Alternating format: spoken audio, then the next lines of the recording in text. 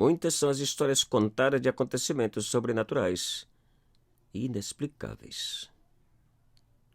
Essa é a minha história, real e inesquecível.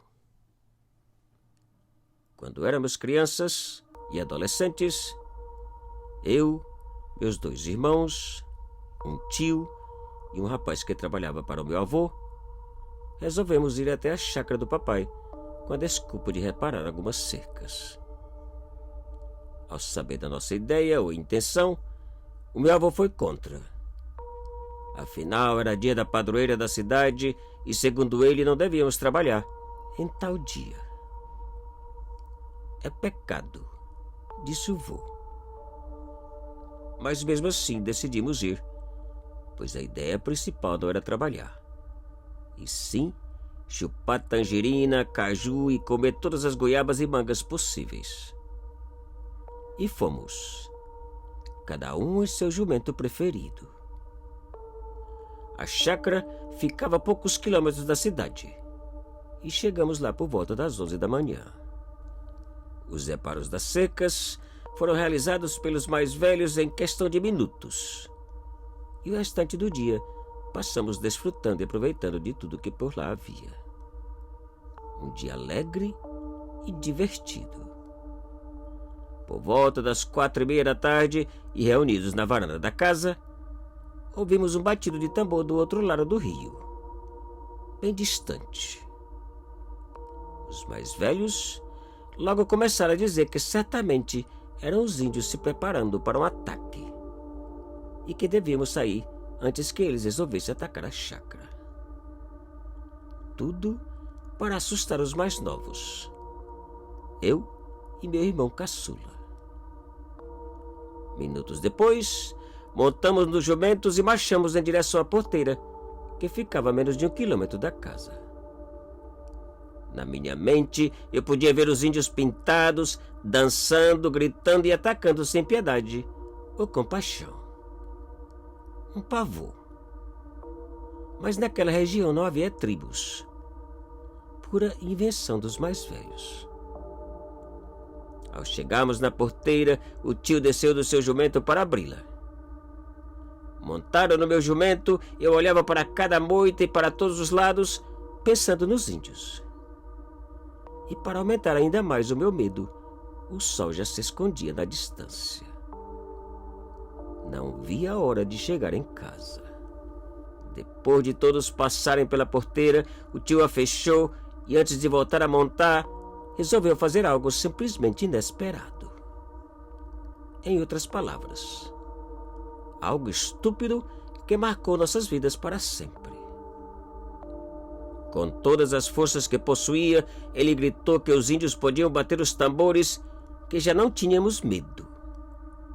Tamanha besteira.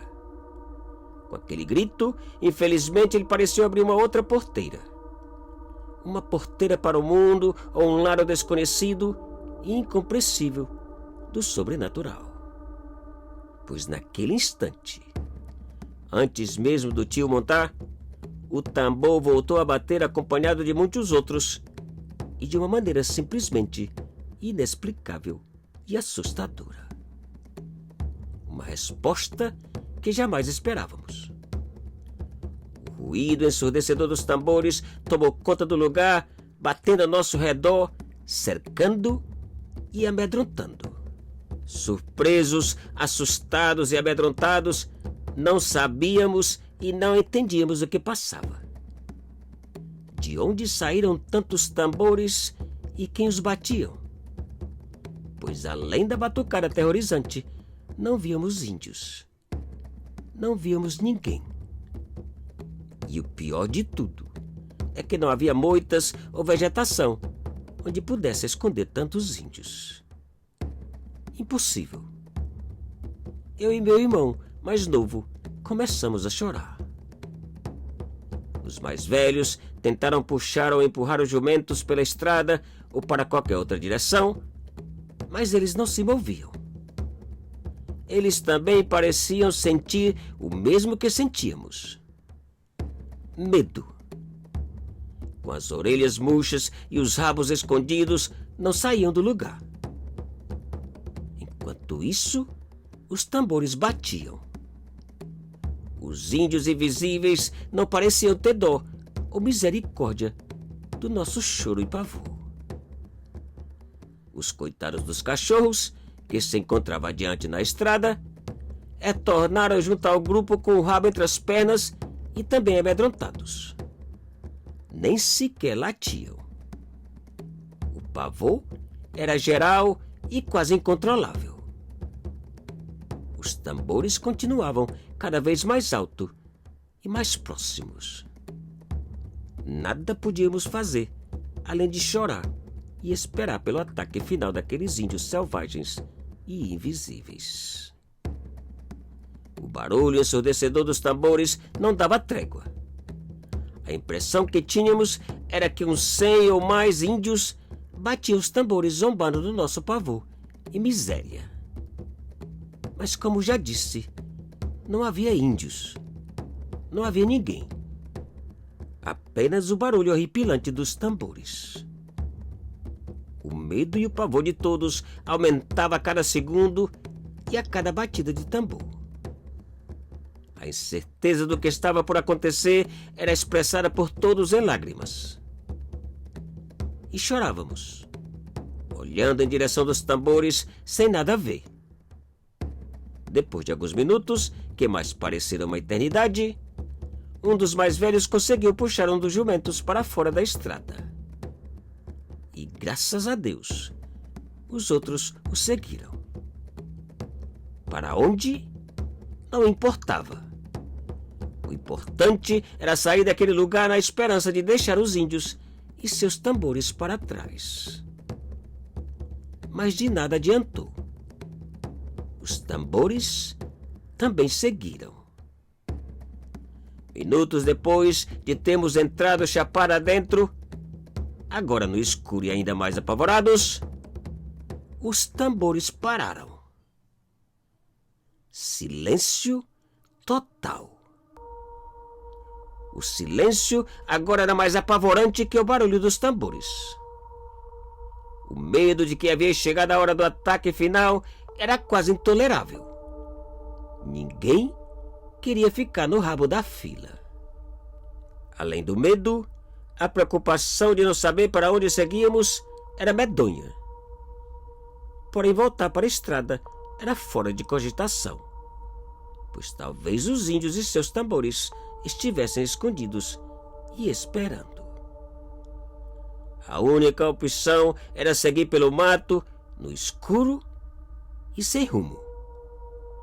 A única saída era seguir em silêncio, pensando na possibilidade daqueles índios aparecerem a qualquer momento à nossa frente. Cada barulho que ouvíamos era razão para parar e esperar que os índios aparecessem e atacassem. Um terror. Mas, graças a Deus, os índios não apareceram e nem os tambores voltaram a bater. E seguimos. Já tarde da noite, cansados, apavorados e com fome, chegamos por milagre ao aeroporto da cidade. Sãos e salvos. E dali seguimos para casa.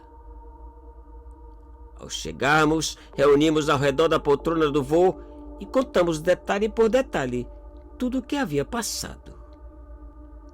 Todos ali olhando para ele e esperando por uma resposta ou algo que pudesse explicar de uma maneira lógica aqueles estranhos tambores. E sentado em sua poltrona, onde passava a maior parte do dia, ele tirou uma tragada do cigarro, soprou e simplesmente murmurou: "Eu lhes disse que hoje era dia santo."